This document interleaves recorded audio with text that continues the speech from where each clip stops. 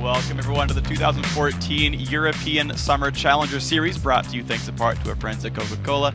David Frick-Turley alongside me, Aiden Zaire-Moon. And as we just saw, LMQ and Complexity took full advantage of the chance to dethrone LCS team's last split, and now they've even got a shot at going to Worlds. And so even though none of the European teams themselves qualified as a group, you still have players like Nick, Woolite, and Airwalks who put up enough individual performances to get picked up by LCS teams. And, you know, you see them play right here, and teams are like, I want you on my roster. Yeah, and it really underscores just how important of an opportunity the Challenger Series is. Selfie was also taken from the Challenger Series mid-Challenger Series. Yeah, and you saw like half the SHC crew is like right there is like you know, OP5 Selfie had an awesome game as well. Like there's a lot of talent here. It's going to be fun to watch for. Now tonight we have two more teams looking to take their advantages and move in.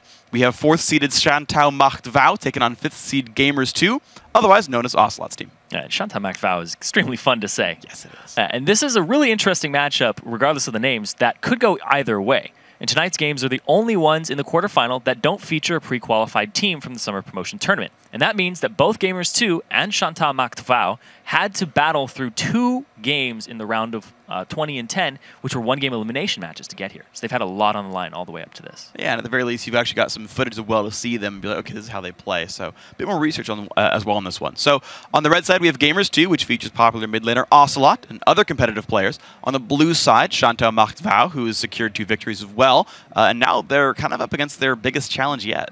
Yeah, and can Ocelot's team quiet the opposition in advance, or will Shantou Macht Vau have something to bark about? Either way, this should be a thrilling best of 3. It's going to be fun. So before we get into the game, let's actually take a look at the bracket to see where everybody stands. Yesterday, Ninjas in Pajamas convincingly took down Unicorns of Love 2-0 to advance to the semifinals. They're going to face the winner of tonight's match between SMW and G2. And next week, we'll continue to pare down our challenger teams when the 2nd seed Denial Esports takes on Loveland Shore on June 5th. Then, on June 6th, the team formerly known as Cloud9 Eclipse is now H2K Gaming, and they will take on SK Gaming Prime for the last spot in the semifinals. And now not only do winning teams get their name written a couple more times in the challenger bracket, but they also get points, which will be carried over into Summer Series 2. Here's how it works. For making it to the quarterfinals in Summer Series 1, all 8 teams have received 1 point. If they move on to the semis, they're guaranteed at least 4th place, meaning at least 4 points for victory in this round. And after that, 3rd ends up with 5 points, 2nd gets 7, and 1st place closes it out with a 1st place finish and a total of 9, and gets a giant lead heading into the Summer Series 2. Yeah, plus the top 3 teams all automatically qualify for the top 8 in Summer Series 2, meaning 2 additional points or maybe even more if they keep going farther. And hey, Freak, do you ever wonder if there's anyone out there who loves points, brackets, scores, and schedules as much as we do? You know, I don't have to wonder because I know. The A staff at lolesports.com love all these things so much, they meticulously compile them all under the Leagues and Tournament tab. It's literally everything you need to know to follow the Challenger Series and LCS all season long. Yeah, thanks for that. Yeah, I've got you covered. Now, no love lost between tonight's 2 teams, though. Ocelot's Gamers 2 are looking to advance past the quarterfinal round for the first time in the Challenger Series, whereas Shantou Macht Vau is looking for a real heartbreak. Yeah, and Gamers 2, they've been together for a long time, but they've never made it past the semifinals in the round of 8. Yeah. Trying to break that curse today. But might be off Ocelot's back here. He went 7-0-10 as Caston last week against Heavy Bot Lane and put on a clinic, just a great performance by himself. Yeah, he's had individual great performances himself. Additionally, his bot lane has 0 deaths combined. Yuki is an overall 7-0-19. Dude's an overall 1-0-24. Like, this bot lane's showing up real well. Oh, yeah, we got to watch that bot lane. They are combined 8-0-43 versus the bot lane of Shantou Macht Vau, which has Shantou in it. And they're 16-15-33. Not quite as an impressive KDA as 51. Yeah, 51's a fairly large number. I got to say, it's one you got to look out for. So, yeah, it's going to be interesting. Although I got to say, I feel like SMW's had slightly tougher competition in that their round of 10 match, they fought the #1 EU and E seed, which had like 3 players in the top 5 of Challenger ladder, so like individual skill-wise. And it actually comes to show me that like the SMW squad, right? Actually, just to talk about that round of 10 game, they actually won that game while down in kills, meaning that they're up against the ropes. It's like it's a best of 1, so if they lose, they're out, and they still kind of manage to hold together and find a way back into the game. And that's really important because here you're playing best of 3s, and even if you lose a game, being able to mentally come back in a series also very valuable. Yeah, they ended up capitalizing off the mistakes of No Mercy, Shantou Macht Vau did, and that's how they ended up here. The game ended with 21-15 in kills, with Shantou having the 15. They put a lot on the AD carries back, but I think this game is going to be about the mid laners here. It's going to be Ocelot versus Avenue. And Avenue's played Orianna both times, and he actually has a pretty good KDA coming into this. He had a 14 previously, and then he had a 2.8. So the struggle against No Mercy, he still put up a lot of assists, and he was there for the team. He CS's very well, and he's always a part of the fights. In their round of 20 game, he had more than 10 CS per minute, and then he had 80% kill participation. Yeah. So he knows how to roam the map, but still keep up in CS. Well, think about what Gamers 2 is doing, though. They're actually throwing a whole bunch of bans at Avenue already. Meanwhile, you're seeing just a smattering of bans here by Shantou Macfow's. Okay, Yuki, you've been amazing. No hard carry Twitch for you. JWoww is an incredibly skilled player as well, so you remove that. Jax from him, the Cassidy from Ocelot, no one's surprised by at all. That's unfortunate, though, for Shantou Macfow because they didn't actually play Cassidy Avenue, so that's actually a lost ban they shouldn't have had to lose. Yeah, and there's the final ban coming out there, the Lulu. Orianna's still available here. Nidalee as well. The thing is that Ocelot plays Orianna. He was known for that really far back in the day. So now they're kind of saying, if you don't first pick it, we might take it from you. But if you first pick it, we can still counter it with something. LeBlanc's still on the table. A lot here. Yeah, I feel like unless you're going for LeBlanc there's no reason to rush pick any of the mid laners because there's a lot of that A tier still available. Rather, all the junglers are up, Lucian up, the only S tier AD carry left over. All the supports are up, so you can counterpick there pretty easily, no big rush. Top laners, again, all you're really losing here is Jax. Unless you're rushing a Shyvana, or maybe rush picking a Lee Sin if your jungler's going to invade. I don't see any really obvious first picks that you can kind of wait around, and you've kind of got whatever lineup you want. I was just thinking about this. Gamers 2 was the #1 EU West seed, so they actually got side choice, and they chose to go red. I'm not sure, actually, because they came in as seed 5 overall in the bracket. But they Shantou Macfow was seed #2. I'm not sure. I'd have to kind of think back about how the seeding is done. Somebody in production will tell us that one. No, I'm fairly certain Shantou Macfow just came in as seed 4 straight up. Okay. That's my understanding of this one. Yeah. Okay. Shantou Macfow comes as the higher seed, picks side blue, so it's okay. First pick Shyvana does come in. With Jax removed, they're going to pick Shyvana there to contest the top lane. It seems to be one of the popular top laners here. Yeah, Shyvana has a lot of wins and a lot of picks. I think she's one of the most won-with champions currently in the LCS, right alongside Lucian. Kind of pushed Renekton out of being the popular top laner because she just scales so well. She shows up to the fights. Yeah. And even if she runs away, she still does a lot of damage with the burnout, just trailing behind her. Yeah, it's all kinds of incredible. She's a really good fighter, and her laning phase is good as well. Her ability to turn around fights is awesome. So Thresh, Lee Sin as well comes through for Morden. Morden's been playing Lee Sin consistently throughout this tournament. Basically, he's a big Lee Sin player. He plays it a whole bunch in ranked 5s as well. So on the other side, Kha'Zix gets grabbed to try to face off against him 1v1, and Lucian gets traded over to Shantou Macfow. Yeah, Twitch banned out. Lucian's still available. They pick it up for themselves. Leave a lot of things open for Yuki. He was a Graves player for a very long time. He can still fall back on Draven and try to bully the Lucian at the same time. But we're not sure what they're going to go with here. Well, they got to make sure, probably their top lane picks right now. At this point, you might as well counterpick the mid laner since no team's looking to rush pick it. The hover on Kog'Maw, no, Jinx actually is interesting though because Shyvana and Kha'Zix can both reach that champion, so it puts a lot of stress on DU to keep Yuki alive. Yeah, and we're going to have to see how that pans out for him. He does have the Thresh with the Lantern to keep him to safety, but Jinx is also what Shantou was playing throughout the round of 10 and round of 20. Yeah. That's the champion that he had that great performance where he was 10, 2, and 5 and carried the team. So he has that potential here. In Gamers 2, they can synergize that with an Orianna on Ocelot.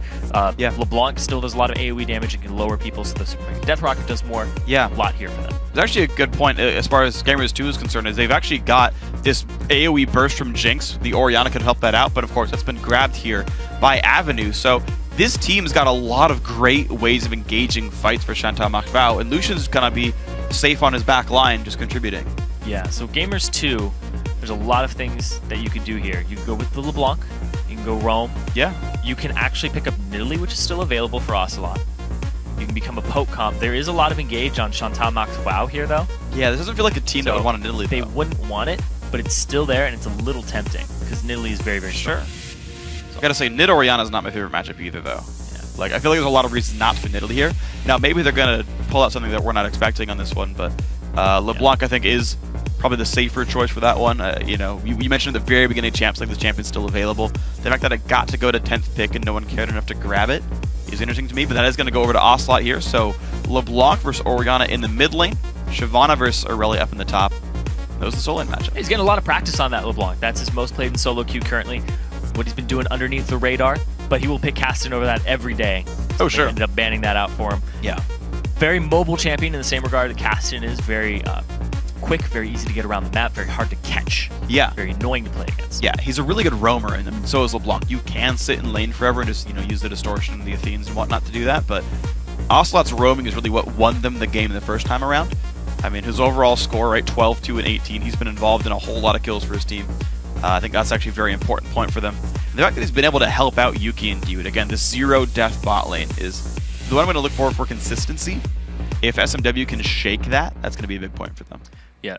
What I'm looking at here is the Lucian alongside the Morgana versus a Thresh Jinx. Yeah. Morgana does very, very well against Thresh. All of his moves are very telegraphed. You can just put up the black shield and walk straight through the box, and then you're fine. You can go ahead and use it on a hook. He has to play it right, though. I think that this deathless bottom lane isn't going to be deathless anymore. Yeah, I think it's very unlikely, especially considering it's a best of 3. I expect them to fall at some point here. I mean, Shantou and Seist are ludicrously skilled players. What's interesting to me, actually, about this Shantou Machtval team is 4 of their players are currently in Challenger ladder. Like, individual skill-wise, these guys are way up there, super top tier. Gamers, too, they're almost better because they're a team. Because they've been playing together for a long time is how they've done so well, because only one of them is actually in Challenger ladder. And I know we don't talk about that a lot in terms of LCS, when you're like, well, we've seen these guys for a while. You've got guys like Shifter, who, okay, yeah, sure, they're top 20, but we know him from LCS play. Or we've got guys like We Will Failure, who you don't really care what their ladder performance is. You see them on the screen, you know they're good. In this kind of case, where you don't see these guys as much, we talk about ladder performances, and it usually means a fair bit. So individual skill-wise, I mean, honestly, Blue Team looks really good, even though Gamers 2 has the name recognition. And now, all of Shantou Machtval, they're grouped up here. They don't have the name recognition. They've actually been around for a while. I think they've been around for a year, since January in 2013. Wow. And they've been playing together. I think they tried to qualify for a previous promotion tournament. Didn't make it. Ooh. Creative Flash is no big deal. Continue. Yeah, that was about it. They've tried to qualify previously. They've been around. We're going to have to see how this works out for him here. We do see the Avenue. He's taking the barrier for himself. Yeah, we have seen barrier be a lot more common ever since heal stopped removing Curious Wounds and whatnot. That was always kind of the case. It's like barrier was always better as a selfish save me skill, and people are sort of realizing that skill is still very good.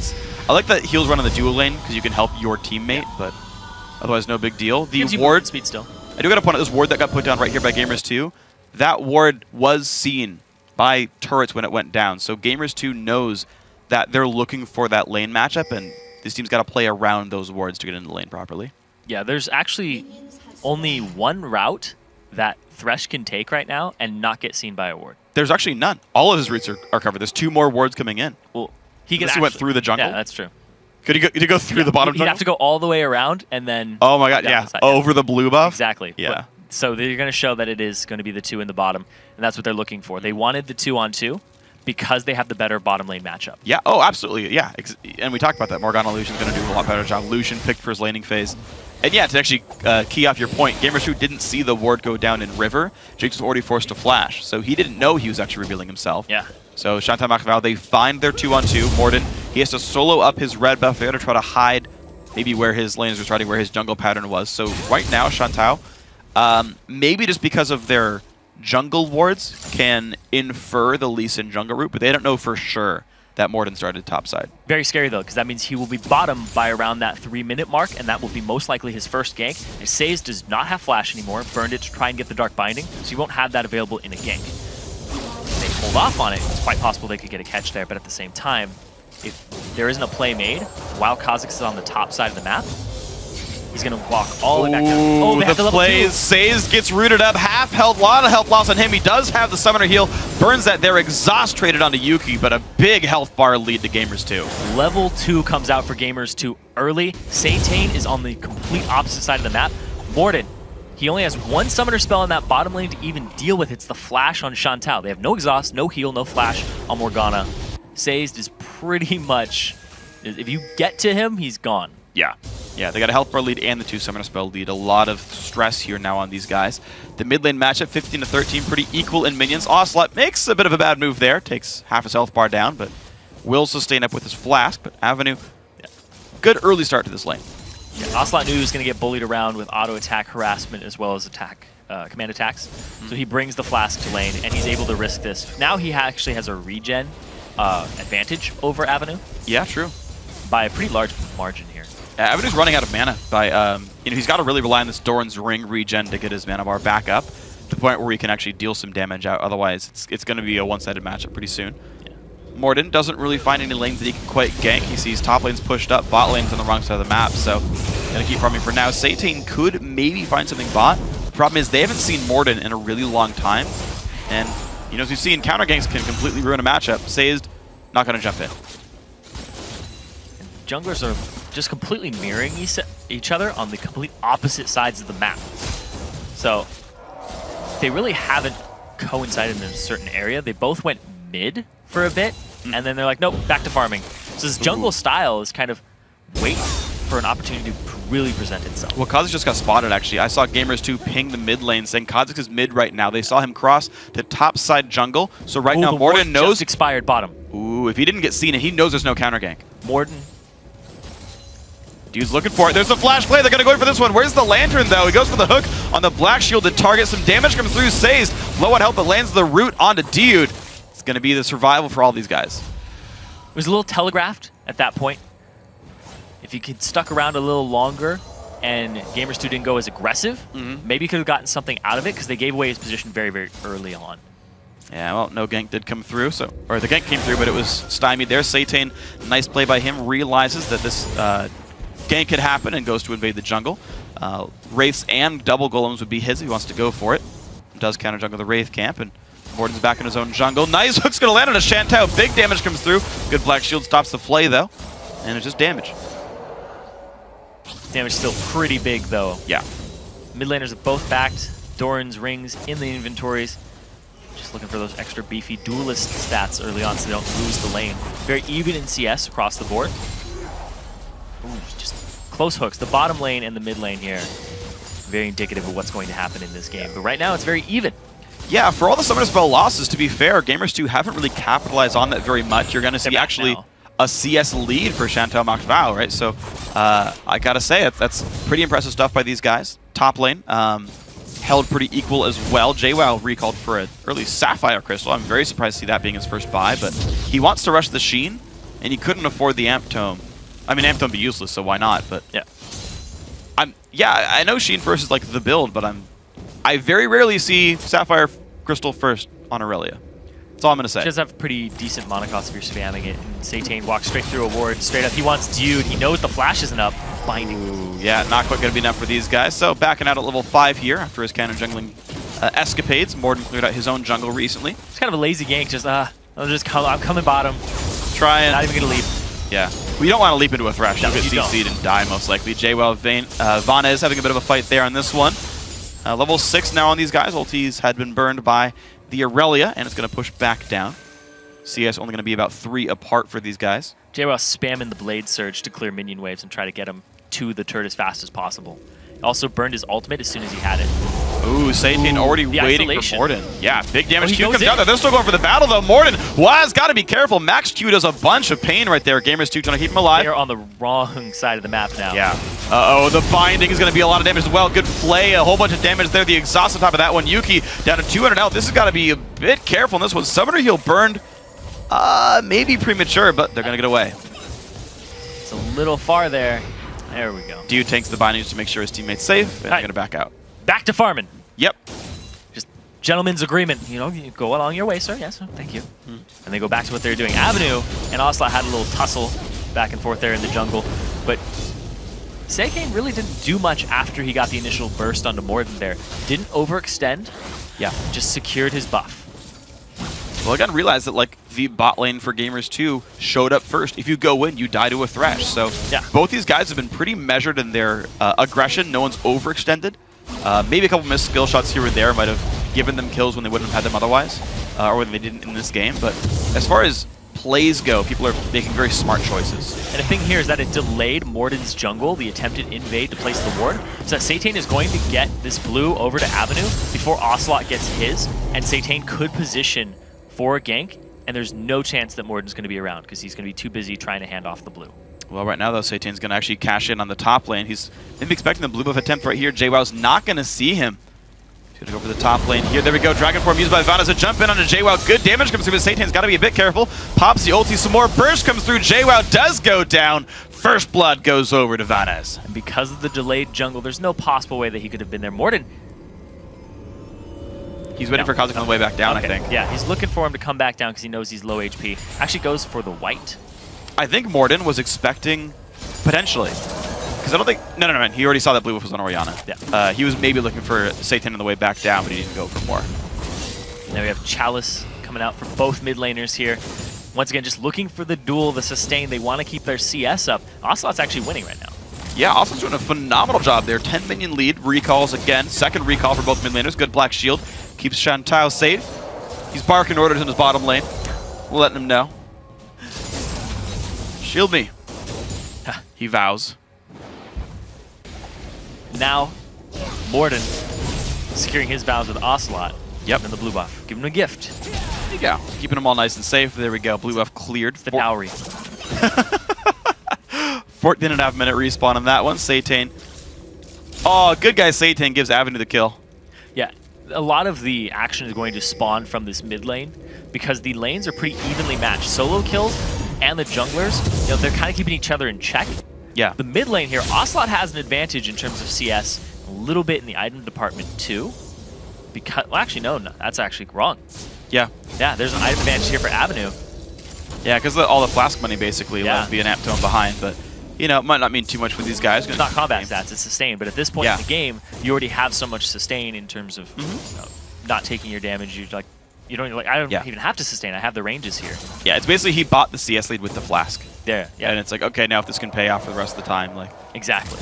Well, we'll see if this is going to happen there. Morden once again looking into the jungle. Nice ward right there. He's actually, Gamer's doing a very good job of putting wards down aggressively in the jungle. Like the ward on SMW's red buff just timed out a second ago, and they were kind of tracking moves with that one. Vanas and JWoww again in a bit of a duel, but they're holding pretty equal. Despite the kill, I gotta say, JWoww's still doing a really, really good job in this top lane. Yeah, his CS is very, very close to the 10 per minute already, and Chantal gets caught. A lot of burst comes out, nothing to save him at all. Saves pops the ultimate, he's got almost nowhere to go. Exhaust burn, but I don't know if it's gonna be enough. The stuns come out, binding. No dodge there, but Ocelot now in the back lines. Vana's got to be careful. Does dodge the W. Ignite is on, but here comes Satan. On top from the flash, the autos, the huge damage. Is he going to guess properly? Yes, he will. Ocelot goes down. The jukes by Vanas in the kill. The counter gank there by Satan. Not really guessing when he has a blue under his feet. True. At that point. True. That was a good gank there, and he's going to get more. Ooh, he gets a bit of a slow there, but the W, is it going to be enough? I don't think it's going to be. He's going to back out. Nope. Claws aren't that long. No. No even if they were evolved. Q. Yeah, very close though. Yeah. So it's going to be the teleport back into the lane by Vanas. Actually not going the Sunfire Rush, rushing a Randuin's to survive this matchup better, realizing how hard his life is against JWoww, who has finished the Sheen, is going towards Zeal. Very damage-focused build, but that's the typical case for early game Aurelia. Yeah. Top lane, we see Vanas has already swapped out his trinket for a sweeper, and he's actually just buying the trinkets or the wards for himself. And tried to sweep him out, but he actually didn't get anything. I actually don't see top laners switch to sweepers that early on. That's actually not traditional here. So interesting to see that one. Normally mid laners switch first, but that's not the case. So okay, different choice for these guys. I want to see how it pays out because he'll be a bit less safe to pay for it. Satan going through a ward that will land the W. Good damage on a JWoww. Can they get enough? The ulti pops again. Will land one slow, but here comes ward on the backside. They've got to be careful. JWoww picks up one, and Vana's forced to run away. They forced that gank too hard. And it was actually a solo kill for JWoww without Morden. They went straight through a ward, but because of the sweeper lens, he probably told his jungler there's no ward in this area right here. So he came across, blew his ultimate, overextended, and JWoww still had flash. He was completely safe in that. Yeah. That was a bad estimation there by Chantal Makhtabal. They gave away... Good bait by Gamer. Yeah, I mean, that was just JWoww like saying, great, I'll 1v2 you. That was rather unfortunate there. So it is still a small gold lead for Chantal Makhtabal. I got to say that's impressively done so far. Bot lane, again, it's the case here. Like a lane gives up a kill, but they're still holding on pretty equally. Vanas once again looking for JWoww, can't quite find it. Dragon Form just going to clear the minions away. No teleports up for a minute and a half, but if he roams down bot, which maybe they're for the ulti, they could take Dragon. Yeah, so far, like you said, the Dragon Nobody's made a move for it. Nobody's capitalized off of these kills because they've been mostly in the top lane in that area. There was one down bottom, but it was very actually a little early on, and there was no jungle. It was just the 2-on-2, yeah. It was a 2-on-2, so the jungler would have had to be right in that area, but he was actually top this time. Oh, good damage goes through. Dio done a half HP on that one. Forced to run away. Black Shield was burned to keep him safe. Avenue does spell shield some of the damage, but here comes Morden. Big damage available. Barry going to keep him alive a little bit longer. Flashes back towards his turret. He will stay safe. Good shockwave. Hits Ocelot. Gigantic damage from Satan. Ocelot's going to jump over to the right-hand side. Burst going to come out. Ooh, the Jinx Rocket. Nearly catches on, but Satan does solo him out. Now Morden, forced run away, does land the slow. One more W. Will that be enough to leave the queue? Yes, it is. Satan picks up the double kill. Dude forced a flash over the wall. Wow, this jungler making everything happen. Dude was looking for the lantern save and then got pinched off there. Now Satan, 100% kill participation, goes straight for the dragon here because he's right in the perfect position. We see Satan actually jumps in while he has his Void Assault on, and then that was a really good shockwave there to lock up Ocelot. He thought it was the second one, then he's like, oh wait, nope, it just used distortion. I'm gonna go after this one. Picks up the kill for it, and then Morden tries to juke through the bush for just a second.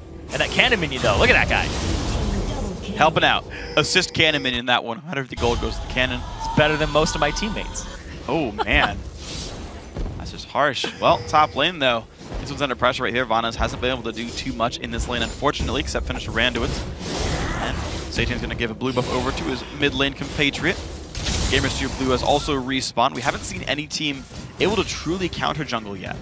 It's just been kind of the lane gang so far. Avenue survives this run-in with Ocelot. Going to be safe on this one. Athene's actually only done for Avenue here, so that is a lead that's pretty meaningful. Yeah, he's going to be able to harass as much as possible. He now has a CS lead over Ocelot, which we didn't see previously. True. He's been able to capitalize on the 2 deaths that Ocelot has given over. And now they have a 2.5 thousand gold lead here in favor of Chantal Mactwao. But a lot of this is coming from Satan. He's making the moves in every lane. He's been mid, he's been top, he's been bottom. He's all over the map. Morden hasn't really shown himself too much bottom. Yeah. Hasn't really shown himself in other areas. Satan is actually forcing the ganks as much as he possibly can. Sometimes they're a little extended,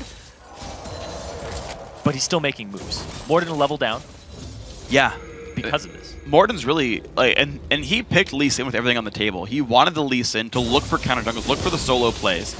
And Satan picked Kha'Zix afterwards, and I really have not seen anything great happen yet from Morden. His gank bottom lane, he tried once, got revealed. Satan will get around the ward for the most part, but another one's in the tri-brush that keeps the team safe.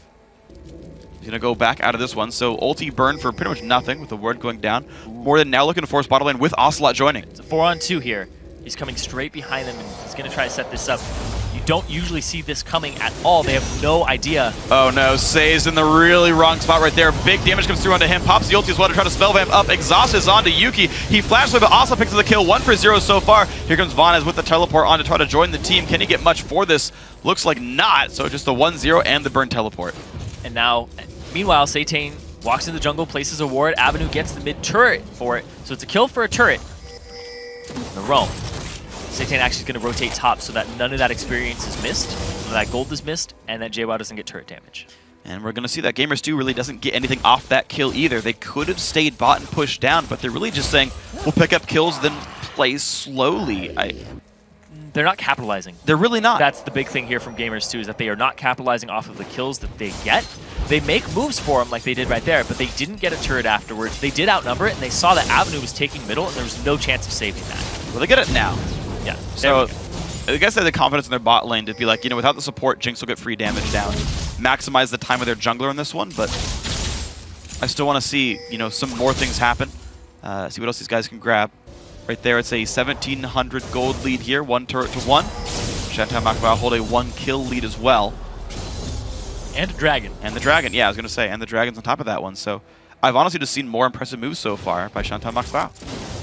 And coming into this, people have been saying that Gamers 2 is the team that's going to test Chantal Mactwao. Yeah. And certainly, so far, they're holding up to the test. Yes. Right now, they're kind of acing it. They're passing. Yeah, they're above the curve. There you go. If you 2-0, it counts as acing. Yeah, acing is pretty big. If you kill 5 people before they respawn, that would actually literally that be would acing. be an ace, yeah. So we're gonna save it for that one. Morden level 10, Satan level 11 on top of a friendly pink ward. Means he knows he's not been revealed just yet. But doesn't quite have anything to do. JWoww's hitting some power spikes here. is really close to the Trinity Force. He has 30 CS over his opponent here. Yeah, there we go. He's got the Trinity Force. That's Power Spike for him. He's level 12, so he'll have 2 abilities maxed at this point when he hits 13. And then he'll be able to just push this Shyvana over for a good while, actually. Shyvana has no damage. She's just going to try to tank it up. The Randuin's is a good first buy because it'll reduce the attack speed, and a lot of Aurelia's damage is based on her hit 10 style damage. It's very attack speed based, so something to watch for. More ward coverage right now for Gamers 2. Looking for looking to make plays, yeah. Cheeky gank here from Morden and Dude. Sage gets revealed as he walks through the jungle. He's actually going to be right on top of them. He puts the ward down, but nearly sweeps that one away. Pink ward definitely revealed in that brush, so we'll see if they can sweep it away. It's tempting, though. When you know there's a pink ward in the bush, you're like, I got to get it. But they're like, I know he wants to get it. Well, he's going to try again. Lantern comes out. Oh, they go straight over into this bush. In the side. Oh. They sweep away the pink ward that was there. They do nothing with it. JWoww pushes that advantage top and immediately gets a turret for himself. Meanwhile, Vanna's had to back. Yeah. This top lane is winning by itself right here for Gamers 2. It's not a good place to be. Yeah, I mean, the thing is, they're slowly growing advantages there, but until we see JWoww really join a fight, it doesn't mean anything yet for the team. So I want to see, 35 seconds till Dragon, right? Triforce is done. If they can use that to do something, Gamers 2 can get a foothold back in this game, but if only a top lane's winning, you got to do something with it. Yeah, I think the big thing here is that Teleport is up for JWoww, and it's not up for Vanez. So when that Dragon spawns, there's a lot of pressure that can be applied by JWoww. Vanez, on the other hand, he has a whole turret to take for himself. JWoww already got this one. He can push the lane up if he wants to. He can harass Vanez, and if he comes out on top, then it's immediately a 4-on-5, and Gamers 2 will basically get the Dragon conceded over to them by Chantal. We're going to see the blue buff right now being taken away. Okay. So at least Avenue's got his power spike here for this one with the blue buff on there. And already Gamers 2 is starting this one out. The team is there for this one. Look at that. With ward control and everything, Gamers 2 is crushing this down. They timed it off the blue buff respawn, actually. And Avenue Satane in the wrong spot for that one. Grats to Gamers 2, bringing it back to a 200 gold game. So JWoww, instead of using the teleport to get into it, said Gamers 2's already in position for it. I will just walk halfway down. If you guys need me, I'm there. Or I can just walk back up without having to blow my teleport. So he still has that summoner spell for if a fight breaks out. And they're surrounding Satane right now. He was standing on a ward. He's got almost nowhere to go. There's the red buff coming up. The ward comes down as well. There's a Lantern. Dude's going to help this one out. Nice push right there. And the flash to the leap's going to keep him pretty safe. JWoww not going to go any farther in that one, but it's a forced flash for that Trinket Ward. It's a good escape. It allowed Vanez some free farm time. Now he's only 20 CS behind JWoww. He is pushing the wave up, and Morden is going to be able to secure his own red here. So it's basically just jungle chess is what's happening. Yeah. And if you make one wrong move, it's going to cost you. We saw Morden give up his flash earlier for trying to invade, and right there, Satane blows his. Yeah, so that's one thing lost for this one. You're seeing the top lane brawl continue. JWoww versus Vanez. Once Vanez does pull him into a brush and get some minion aggro, you have some decent damage come out of that Shyvana, but JWoww's continuing to sort of build a lead in this matchup. Up over 20 CS, already got the turret as we mentioned before. The threat of him did earn Gamers 2 a Dragon, but it's a very, very slow game. I've not seen any team group up for real pushes. It's been either I won my lane and got the kill for it, or you roamed out so I took your turret down, or then occasionally they'll capitalize off a champion kill, but team's taking a good long time to make any moves. I think that Gamers 2 went into this thinking they have the stronger lanes, stronger laners as players. And I think they underestimated Chantal Mactuau so far. Yeah. I think they thought we could just go head-to-head with you and beat you in lane. Sure. But look at that. Avenue, 230 CS on that Orianna. He's played it every game in the Challenger Series so far. And he's above the 10 per minute mark, just like his round of 10 game. Yeah. A round of 20 game. Yeah, it's the weird thing, right? Is again, what I talked about in pregame was Chantal Mactuau, actually, as far as solo queues concerned, are above Gamers 2. Like, I think it's very cool. Oh, the Jinx ulti! Big damage. Having to save. That was off a on weird the side. barrier. He's gonna go for this. Damage comes through. Offside down to half HP. The Q's going to land Satane. I think he's safe, but maybe this is the first siege really coming in now for Gamers 2. See JWoww here too. 5 men. Yeah, they're all showing up. This will be a lot of turret damage with almost no minions left, but they can tank this up. JWoww has aggro. Teleport comes in. The team is forced back, but that turret was gone if not for the TP. And now we see Lucian coming in here. They are ready to fight this. Avenue, he has Shockwave available. They get the bottom turret now. And now they're going to counter-siege the mid lane? There's not amazing wave clear for Gamers 2. It's just the static shift Jinx, really, to keep turrets alive. So there's some defense available for G2, but It's not super duper strong. I was a little confused as why they would counter siege the mid lane here for Chantal Max. Wow, I was like, yeah, you guys have a lot of gold in your pockets. You should go ahead and capitalize on that. Get yourself some more camps. I mean, they really could have run top lane right then and gotten it. There's a top lane to take still. Yeah. So we're going to see them still stay around in the mid lane. Of course, minions had taken that bottom lane turret while it all was happening. And we're going to keep ourselves moving forward. Let's see. Right now, Gamers 2, I think they can go for round 2 in the mid lane siege, and it's likely to work, but I want to see where this kind of starts going. So Lantern's going to get timer on the blue buff. Top lane's already pushing down. That's going to pull Vanna's attention, and his teleport is down. Gamers 2 saw that. They grouped back up towards mid. No one's there really in time to defend. Lucian tries with the ulti, but it's going to be enough damage. There we go. Turret number 3 goes down. It's Gamers 2 bringing it back. By Chantal Mactwao not to overextend, try to defend the turret, because there was JWoww coming around the side and trying to flank. Now all the outer turrets are down for Chantal Mactwao. They still have Gamers 2's top lane to try and get, but that lane, 30 CS advantage here just from being Aurelia versus Shyvana currently in the game. And he's able to try and push that out. The big thing here is that Gamers 2, you said that they have great ward coverage in the jungle. They got to start pushing it up now, up against an Orianna who fights very well in the jungle. Yes, absolutely. The way to win against Chantal Mactwao is sieges are going to be very difficult. You've got to out-position them, out-rotate them, to be completely honest. Satan does not quite get that pink ward down. Dio's going to keep that safe. And we're going to see if Chantal Mactwao can get the team fights going together, though. Their 5-on-5 is actually quite excellent if they can actually break through the fact they've got a Static Shift Jinx to fight through. Yeah, that's true. Static Shift Jinx doing really well in CS. He's just going to get stronger. The scaling of Jinx is pretty dang good. It's more than Lucian's. Yeah, that's definitely true. The amount of burst that she can bring to a fight, the amount of sustained damage and range. But you can get to her with this team comp. You can get to her very easily. It's going to be Morden who got found a little bit here. Does clear the ward away, and then I'll take the Lantern out. And of course, a new one comes down from Another one comes down. They're free. You actually rushed a Ruby Sightstone. I know some pros do rush Ruby Sightstone, some don't. The actual extra ward in inventory is fairly worthwhile because it basically gives you, you have to back less to replenish wards. You typically just don't put 3 down, like one will get swept, you've got to replace it. So it makes you recall less. And as far as like stat efficiency goes, it's not too bad for just health gain. Yeah, it's not that bad at all. A lot of people will omit it and just go for a different item over it. Sometimes it's worth, sometimes it's not. We're going to have to see, going for Satan here. Is that worth? Ooh, does juke back and forth. Gets the Black Shield just to be safe. Q comes out from Lee Sin. Morden honestly could have maybe tried to make the play, but that'd be really risky. He doesn't go for it. This is a tilty dragon fight here. Depending on whose favor this dragon goes in and the team fight, will probably blow the game wide open if it is contested. Well, right now it's a 500 gold lead for Chantal Mactwao. They're actually going to go to the mid lane to shove the minions out. Smart choice there. Top lane also available if they want to teleport forward. Oslot getting pushed around. JWoww right now is actually forced to defend that sort of 1v2, but Chantal Mactwao goes back in for this one. G2 is split. The bind hits on a Morden. This is not good for G2. Damage goes in, down to half HP. Mid lane gets cleared out, but they can try again soon.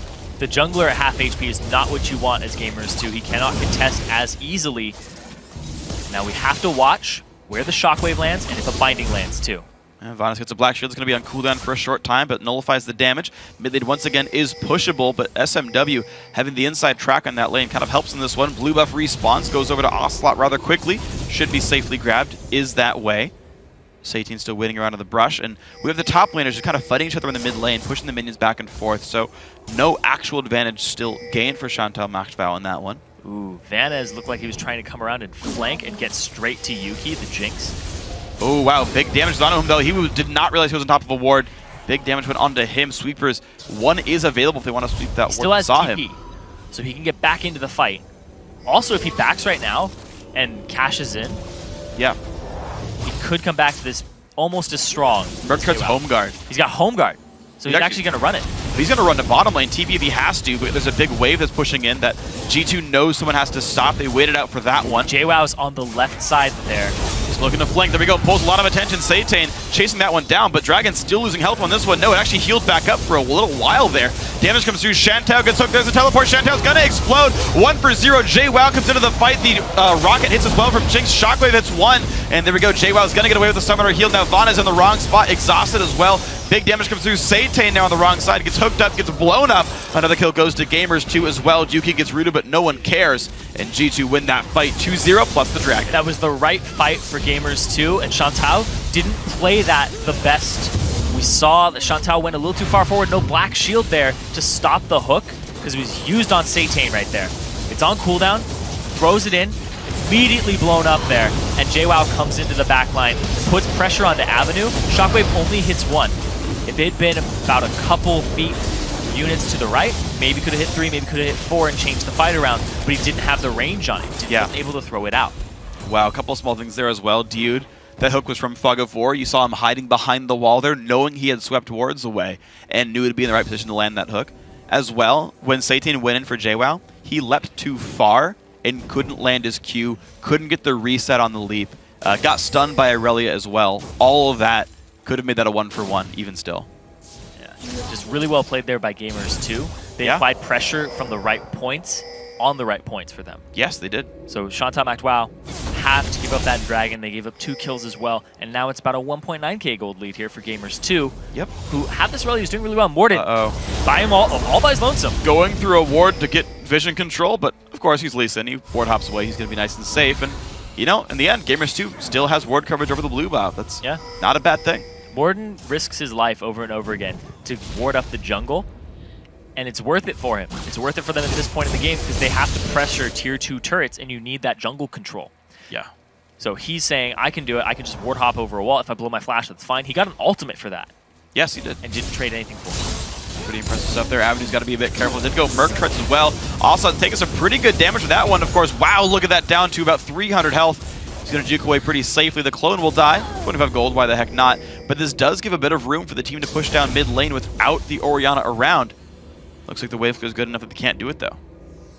Yeah. Ocelot's going to have to back on that LeBlanc. Now they're all going top. There is that turret there for them to still take for Shantau MacDwoww.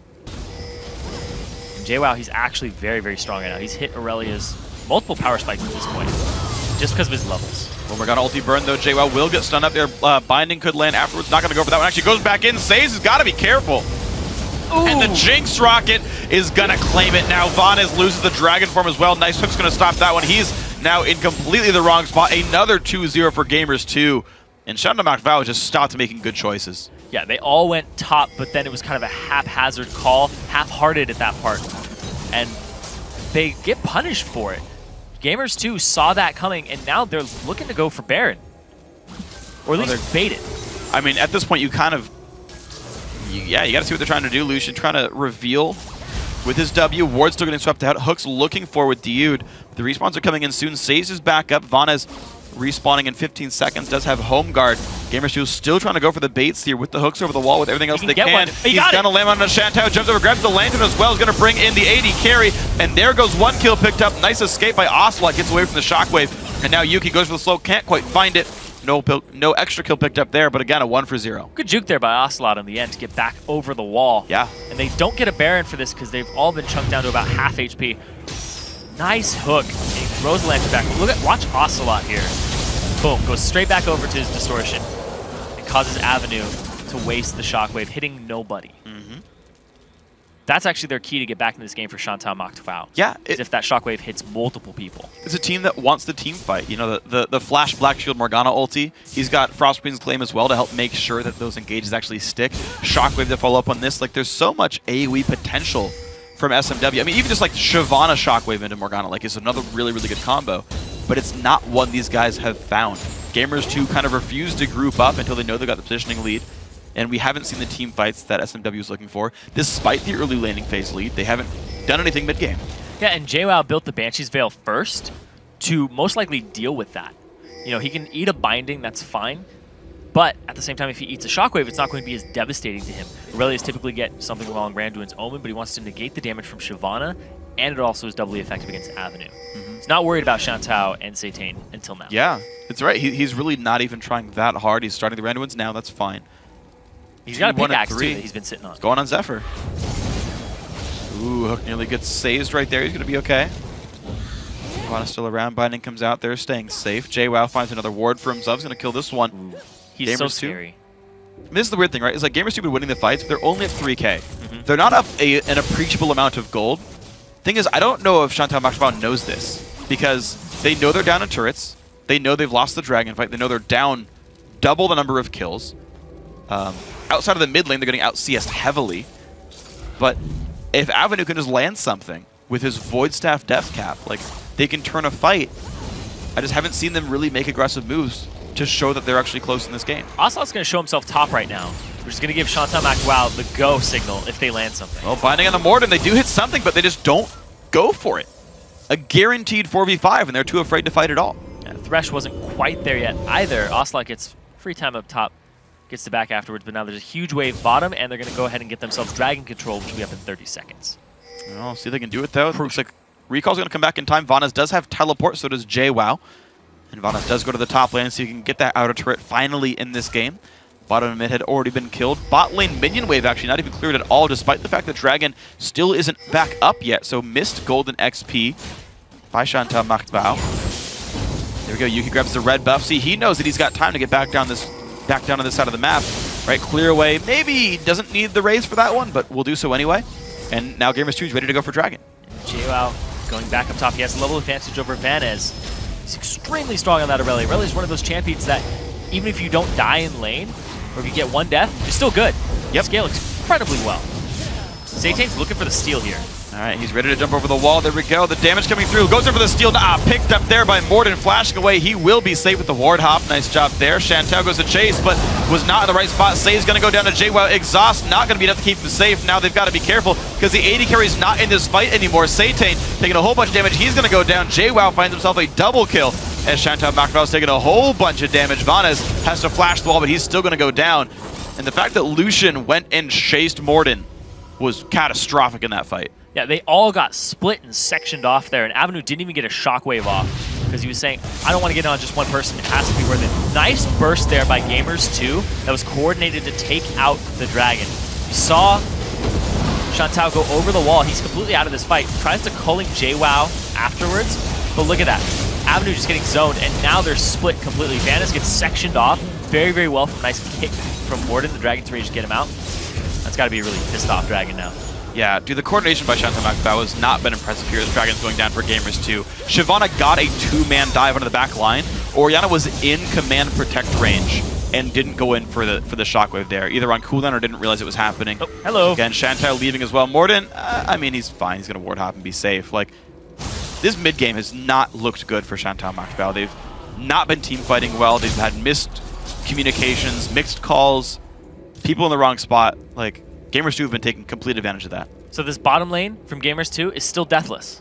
Yeah, they are. Throughout this entire first game so far, and entire round of 10, round of 20. But they even played a losing matchup during the laning phase. Yeah. And they came out on top.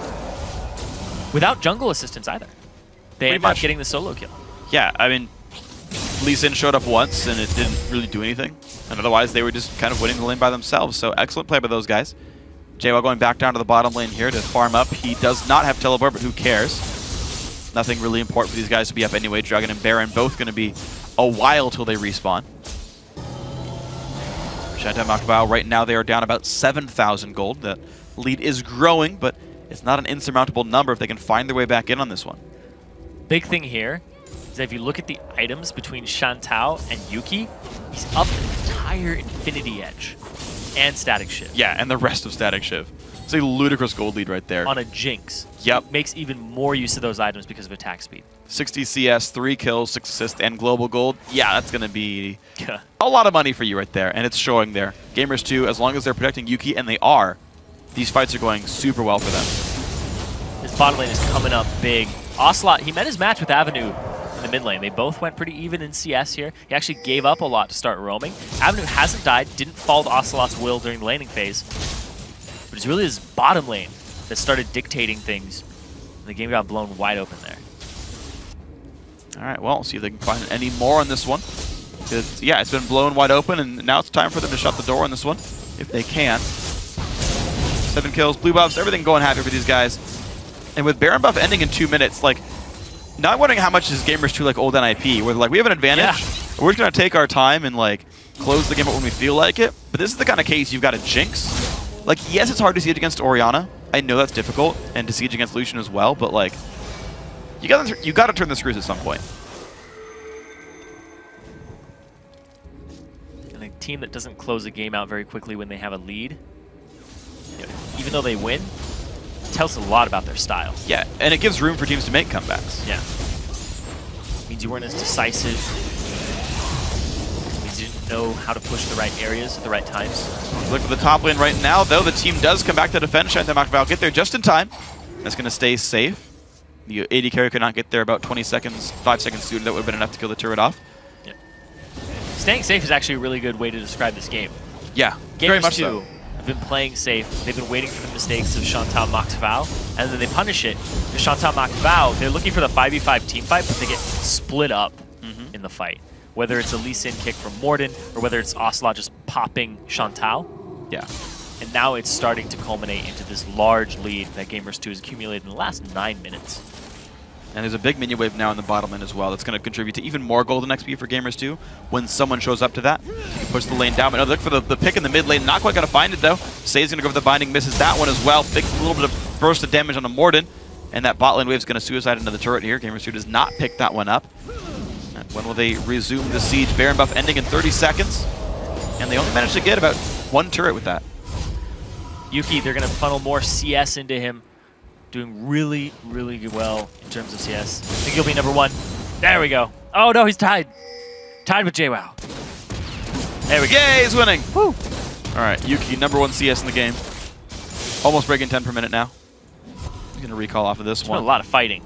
There has been. Very recently. So people's CS numbers have started to slack a little bit. Avenue isn't doing as well as he was previously. He's still doing very well. Yeah. He's how they get back in. The Shockwave has to land on multiple people. Didn't even use it the last time they fought. Well, one thing to keep in mind, though, is that as you level up and as you get items, you've got, you know, the Negatron Cloak items coming in for almost every single player now on Gamers 2. Avenue's going for a more utility-based build, right? He went Merc Treads, not Sork Shoes. He's going for a Zhonya's Hourglass and not like a Leandri's. The actual damage output from Avenue as the most farmed member is not that high. Vanis is full tank. Shantou is behind. Satane's only got 1.5 damage at him. He's starting on his last Whisper, so he's going to get some damage eventually here. But like, the actual damage from ShantaeMakhval, even with a Shockwave, is not that high. Especially compared to Gamers 2. Yeah. Which they have an Aurelia top who does a lot of damage based on the 2 damage items that he has accumulated for himself. And the fact that he is Aurelian, has that kit. Jinx, Yuki, very far ahead. He's almost at full build here. And also the fact that he's built to counter Avenue's damage. Built to make sure that he will survive a Shockwave and a Dissonance. So he doesn't just get completely picked off immediately. Well, speaking of getting picked off immediately, though, Deathfire Grasp for Ocelot is going to make life a bit pain. I mean, they're going to keep looking for the individual picks. Again, sieging against Orianna is difficult, but... This is throwing me back to NIP really hard. Yeah. Where Nuke Duck was like, yep, Athene's first item, and then I'll get DFG. Fourth item, DFG. Make sure you can kill people later on. There we go. The top lane move happens. Their Gamers 2 going to take down their 5th turret of the game. Bot lane's still really not pushed in just yet, though. They can't get there right away. They will control the blue buff, though. And heck, Baron's back up at about a minute right there. Gamers 2 could wait till that one comes back up. 42 minutes in, blue buff goes over to Ocelot, and at about 43, we're going to have Baron. Gamers 2 is very hungry, though, for LCS play. Ocelot, he's tried every Challenger series with Gamers 2 to try to get back there. So playing it slow, I don't blame them. There's a lot at stake here, and they put a lot on it. Yeah. But you got to figure, like... You want to calculate it. You want to... But think about how you're going to qualify for the LCS. Yeah. You've got to play a best-of-5 against an LCS team. And exactly. NIP did that and lost to Millennium because they were too slow to make real moves and win games. So... I still have to criticize his play style. They adjust it, though, is the thing.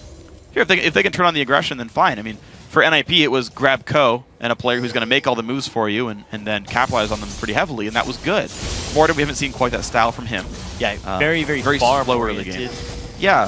Was basically, it was chess in the jungle with nobody really making any big moves. Yep. It's like, oh, you're bottom and you showed yourself, I will take your Wraith. And then they would get countered because he would show top, get nothing for it, and it's like, I take your Wraith. Yeah, but the risk of getting ganked compared to like countering the Wraith camp is like not that good of a trade in the first place. But Baron going to take a whole bunch of damage down, back to below a quarter health. That's going to die rather quick with the team starting to leave to defend mid lane as the push comes in from Chantal Martvau. Baron buff on, respawning at 50 minutes. There we go, bot lane pushed in by Vana's, mid lane by the rest of the team. Gonna get some decent damage down. That goes. They're gonna move over to the right-hand side of the map. Another turret's gonna be going down with a flash hook. Nice escape there by Satan, and SMW keep moving, but here comes JWoww. Bit of damage comes through. The Frost Queen's claim also pop blue buff. Attempted here. This is a bit greedy. They will grab it on a Satan, and away they go. JWoww still looking to make some moves here on the side. Jumps on in. Can he find much of the CC? He's not gonna find too terribly much, but there comes Morden. He can't quite kick in Satan. He's got the black shield onto him, so nothing picked up here, but it's still a Baroned up Gamers 2. Can they get the fight? Looks like they won't actually. They allow Chantal Martvau to run away with one turret for the Baron. Vanis was off on the side there. It looked like he wanted to Dragon's Descent in, but against a Baroned up Gamers 2, which is already ahead by 11k, you don't do that. Gamers 2 are going to look down for this mid lane right here. Vanes will push this right-hand side lane while they wait for the push to happen. The minions are coming in about 4 seconds, though. Gamers 2 actually going to backdoor this. Here comes the TP. Chantal Martvau have to hold this turret alive against the Baron buff. Looks like they will do so. The defense is going to be fine. The siege not going to happen. 4 minions will suicide to that tier 2 turret. Yuki is a whole item and a half up. Item and I guess 3/4 up over Chantal. Is huge. The amount of CS he's accumulated for himself. The fact that there aren't any kills or assists on Chantal. Up to the 3, 0, and 6. Really high in the kill participation department here. For Yuki. Still 0 deaths. Well, speaking of 0 deaths, though, JWoww gets to actually pick up a Guardian Angel to keep his total maybe at 1 for this one.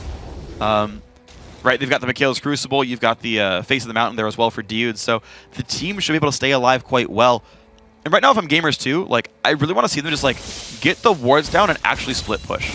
They're going as a group of 5 and kind of pushing minion waves in, but they're not, like, trying to close the game out. Like, your power spikes are going to end right now. Once you're buying defensive items, your damage is going to start falling off. They're going to tank up against you, and as the other team finishes their items, they're going to start catching up to you in power right here. Like, this is the biggest lead Yuki will ever have over Chantal, and it's only going to get smaller from here. Yes.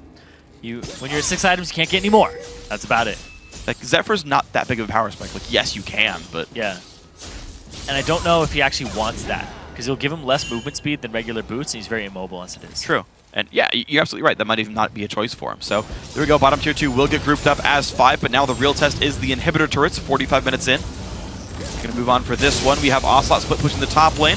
Waveflare comes in for Chantal, does keep his turrets in a decent spot. JWoww pops the joke and kills away a couple more minions. Bot lane now getting siege up. There's the rest of the team grouping up mid lane. So the 1-3-1 split push finally starts here for Gamers 2 as Satan tries to Waveflare. JWoww has a lot of threat built into his kit. You don't really see it too much in his items, but oh my word, he does a lot of damage if he gets to you. Yeah, it's consistent damage. He won't burst you. He'll be chunking away at you very, very quickly. Yeah, JWoww full build, 1 item still to go for Vanas in the top lane. The AD carries, we talked about them a little while ago. Satan does have his last Whisper, so he does have a bit more threat than before. The Zhonya's Hourglass is done here for Avenue, so we'll see if his damage is going to be good enough there in this one. JWoww still splitting. Yuki, thankfully for him, has great range, so he can put good damage to this turret. Ocelot also getting some free attacks down here. Chantal, despite the Banshee's Veil, still must be careful about this one. Vana's JWoww still battling down here. Satan can't quite find his way in. The Gamers 2 slowly getting damage onto these turrets. That's the name of the game here, is to split push every lane and see if you can actually out-rotate them in a moment's notice, or if one of your lanes just rolls over them. Yeah, and the thing is, these turrets will die incredibly fast when unopposed. Everyone who is split pushing can kill a turret in about 10 to 15 seconds. And you've got to wave through all the time. There we go again. Bot lane, JWoww taking some damage. Morden shows up 2-on-2 for this one. Satan forced a bit back. JWoww half HP. These turrets do regen, but very, very slowly. Yep, that means there's multiple people down bottom. Means you get some damage on mid. Ocelot went ahead and rotated there. Now he's off to the jungle. Back to his natural habitat. And the Baron buff times out. So it's only a 2-turret lead right here. Gamers 2 have already taken down 2 Barons. They've farmed plenty of fantasy points doing that, but until the turret goes down in the game, gets picked up, it's, you know, not what really matters for these guys in the Challenger Series. Vana's level 18, still trying to scale up in this one. He's even, like, he's taking enough now that he can actually stay in this 1v2 against Morden and JWoww and not really be afraid very much. Satan not going to land the slow. Sazed. Bit of an early Black Shield there, but might be okay. Meanwhile, the sieges continue. JWoww is just so tanky. He's not going to get burst down, and he has a Guardian Angel. So if people are camping his body, even if they do kill him, it gives the rest of his team time to work on turrets. And actually killing JWoww and getting the GA is worth it if you can crack an inhibitor turret. Ooh, Chantal goes for the play, forcing the flash away from Ocelot. I don't know if you can chase any farther than this one, but you're seeing the lack of fear now once they're on defense. Chantal Macbao actually doing a good job of looking for the fights they want. They hold themselves alive at a 14,000 gold deficit. Baron coming up in 135. Dragon already back, and if I know gamers too, they'll pick up that gold. Yep, and they're going to go ahead and go for that Dragon, pick up their own buffs from their jungle, and just re-siege up. So most likely the course of action here. They can't really buy anything else. We're going to see what ends up happening for Yuki if he does get rid of the boots. He bought Führer on him, and yeah, he is. He's going to get rid of him for that Zephyr, so he can go ahead. Waiting for Dragon gold. Yeah. Oh, there we go. Ambient gold. Yeah, because Zephyr's actually really good against this team comp, because if you get hit by a Dark Binding, you have the extra tenacity, which would be one of the kill conditions onto a Jinx. All right, well, a little bit of ward control goes back to a bit of Chantal Macbao. You're seeing, once they realize, like, hey, these guys are missing for a while, and they assume it's Dragon, they get some wards down back in their jungle, so some of these movements will be spotted out. 4 sweepers on the team for Chantal Macbao, so most of these wards have been bought by these guys. Blue buff goes over to Yuki, actually, to keep himself in rocket form longer. Down go the minions. Rocket Baron. form. Rocket form, yeah, I don't know. Rocket form, minigun form, why not? Rocket stance. Okay. She's basically Udyr. What would you rather say? Pow Pow and Fishbones. Switcheroo. Okay. The mana-consuming form of Switcheroo. There we go, red buff now, so double buff Yuki, 20 seconds until Baron. Rocket form just sounds like she turns into a rocket. Yeah, like Nidalee has cougar form. That's Spears fine. don't turn into cougars, so she's throwing cats at you like crazy cat lady. Dude, that'd be awesome. Please, Riot, reverse Nidalee skin. Gamers 2, okay, they've got decent wards, and they're going to go and set up for this Baron right away. Chantal Macbao not even trying to stop this one, so Baron 3 now for Gamers 2, 50 minutes in. Banshee's Veil is the name of the game here for Baron, for Gamers 2 at this point. Look at how little damage they took from that. It's all just regened up even if they took any. They Veilly took any. Anyway. Moving on. Yep. They're ready to siege up the base. All the wards for Chantal Macbao are on the bottom side of the map. They have no vision of what was happening on that left side. And there we go. Avenir takes some damage, but he's going to be safe with the shield. Still has his barrier up if he needs it. Top lane turret actually regens well above half now. That was much lower before when Ocelot was sieging there, but not the case. Gamers 2 fully grouping up as just this set of 5 dudes, but they're not really getting any more damage in this one. The split push hasn't been resumed just yet by these guys. Chantal still has not started the Infinity Edge, so he's got a while to go till his full damage comes through.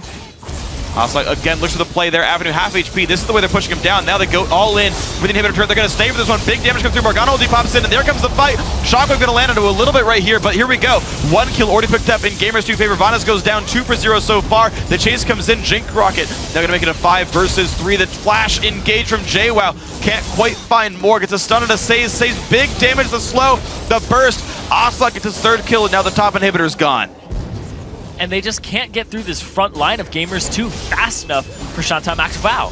Nope, the damage not enough to get rid of everybody. Now they're going to try again for inhib turret number 2. JWoww stays alive. The turret falls. They can move now for the 2nd inhibitor. This should be pretty safe for these guys. 40 seconds till the respawn. 2 versus 5. Baron buff still regenerating Gamers 2, 52 minutes into the game. And there we go, the minion wave is there for the top lane turret. They're going to move in on this one. JWoww taking a little bit of turret shots, doesn't care too much though. There we go, next turret number 1, still the 2v5. Next turret number 2 going to go down as well. The jump on in, why not just blow up the Orianna? Because they're going to take that one. The Nexus also going to fall. Teleports for good measure, and there is the game. 52 minutes and 6 seconds, and Gamers 2, they take game 1 over Chantal Macbao. Still deathless for the bottom lane. Damn. Up against a no-kill, no-assist bottom lane here from Chantal Macbao. Zeros in both those columns for them. Very decisive. They got that solo kill in lane, and then it was just like, all right, stall the game out, stall the game out, stall the game out, just make it a little bigger and bigger, bigger. Yeah. And then they ended up having this huge lead at the end. Yeah, they got enough global gold by the end there, but the concern to me is if you weren't on a team comp where you would outscale them, if you weren't able to like drop people to half HP with LeBlanc, if it wasn't Jinx instead of Lucian, and then Lucian also didn't go either but went Banshee's Veil, so we had no damage for the front line. How much tougher would this game have been for Gamers 2? That said, they did win 52 minutes, as we said before, 3-0, 10-80 carry, 1-0, 11 support. It's a very supportive bot lane. They're just there to clean up fights and help with the damage output. But hey, if it works, it works. Yeah, a lot of those kills fell into Ocelot and JWoww's hands, which are the right people for them. Yeah. They were the ones who were making a lot of the moves in the late game, and then, like you said, supported bottom lane. Half the time you didn't know that they were there, but they were doing a lot of damage. Yeah. They were consistently pushing forward. Gamers 2, again, they played really safe and conservative against Orianna. In general, Yuki and Diyu did win the 2-on-2 bot lane.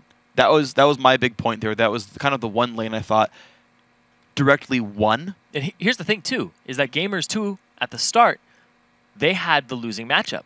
And then Chantal Macdowell came in and said, we're going to ward and make sure we get this 2-on-2. And they got it. The 2-on-2 that they were looking for, they got it, ended up giving up a solo kill. Yeah. And the summoner spell advantage at the start of the game, too. Yeah, they got caught out level 1 versus level 2. The early push went to Diyu and Yuki, and they pushed the second wave fast enough, too. The fact that SMW even got suckered into battling that, getting caught out in the 1v2, when, like, it's like, all right, they had the push lead. You run away before they hit level 2. When the second melee minion dies, you run backwards. You book because they will go at you in the third minion death. And the fact that they got cut out by that is definitely a misplay. And that's a concern for me. Because I know that Chantal Macdowell are very, very good individual players. Yeah. Down the line, they were awesome.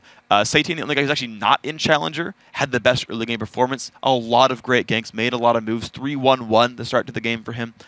So I know the elements of a victory are here. What troubled me was that Chantal Macdowell were so passive in the mid game. They got first dragon. They got the gold lead. They were, winning or equal in the game because they're up in gold, right? They are the team that should be eligible to make moves. Their Lucian will power spike before the Jinx does. Like, they have all these elements to say, yes, we can go do things. And they didn't. Yeah. And if Gamers 2 end up moving on after this best of 3, I don't know how long they're going to survive because their play style is very exploitable. Their early game, we saw Chantal Macdowell actually had an advantage. Yeah. And then what ended up happening was they didn't push it. Yeah. I don't know if they were too nervous. They didn't know how to make the right moves. See if they can fix that for next game. Yeah. But they had an advantage. They had one. But then they didn't do anything with it. And then if you fight a team like that's top tier or mid tier or anywhere, like very, very good team, they will know what to do with that advantage and how to punish you. They will dive you behind your turrets. Yeah. They will do whatever they can and just basically take a crowbar and just pry the whole thing open. Yeah, and so then if I'm Chantal Macdowell, then assuming Game 2 plays out like Game 1 did stylistically, individual player-wise, I want to see them pick a lot more late-game scaling champions. So I like the Kha'Zix Play grab. Gamers 2 game. Yeah, like I liked the Kha'Zix, I liked the Orianna, I like Morgana. Shyvana first pick was fine as well. I want to see not Lucian, basically. Now maybe Lucian's what kept him afloat in lane, and lane's going to go even worse next time. Just because the Gamers 2 bot lane's that strong. And I do think Yuki and Diyu are phenomenally skilled players. But, like, if Shantao's on the Jinx, then if you wait around for a while, you're like, 6-item Jinx, it's, like, no big deal. It's fine, right? Or, like, if they have, like, Kate or, like, Cognomi in their repertoire, right? Where it's like, Shantao wasn't really threatened in team fights as long as he didn't make dumb choices. And he made some bad moves in fights before. Like, there was the one dragon fight, he jumps the wall to chase Morden down, and, like, that's a bad play. And but he got like hooked as well. Yeah, but it's like Gamers 2 are so gun-shy. Like, they're not going to go that hard, right? Like, you can get away with playing a Kog'Maw or playing a Jinx against this team and just, like, be a late-game terror that, like, you're not going to get punished for being. Like, there's a good way to stylistically beat a team. Once again, we talk about NIP's failed run at the Summer Promotion Tournament. Millennium just played more late-game champs than them, knowing they weren't going to get punished for it, and won the series. Like, this is a legitimate way you can play the game to succeed. This is actually, I remember actually casting Gamers 2 in the spring series. Same kind of play style. Very, very slow. They got out late gamed by NIP when they lost to them, but like, there's ways to beat up slow teams by just playing slow, even more slowly than them. Yeah, you can go ahead and outscale them. Like you said, just pick those later late game champions and just come up big. But I don't know if Chantal Macdowell had that in their repertoire. You know, changing Chantal over to Jinx might be a good adjustment. Yeah. We'll have to see what ends up happening there. Yeah. One thing I also want to see is that I think Avenue was actually really, really good against Ocelot. Yes. So Ocelot like kind of bought his lane by getting a flask and then backing for double Doran. So we invested really, really heavily in the laning phase, and Avenue still out CS'd him, managed to outperform in the lanes. You actually commented they had an item lead the entire time, right? First to Amp Tome, first to Athene's. Abuse that, right? So like Vanez lost to JWoww, and that might have been partially counterpick. I think Irelia is good against Shyvana. Tree damage cut through the armor, all that fun stuff.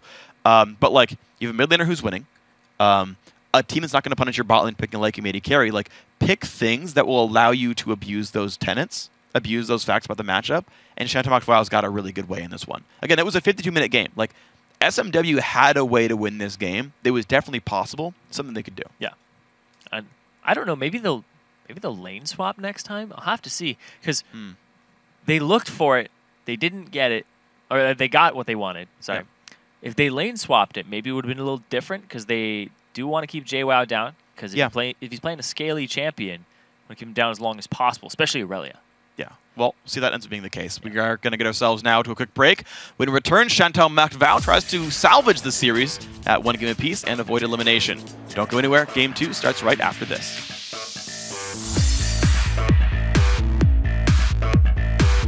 Damage comes through. Shantae gets hooked. There's a teleport. Shantae's gonna explode. 1 for 0. JWoww comes into the fight. The rocket hits as well from Jinx. Shockwave hits 1. And there we go. JWoww's gonna get away with the summoner heal. Now Vanez in the wrong spot. Exhausted as well.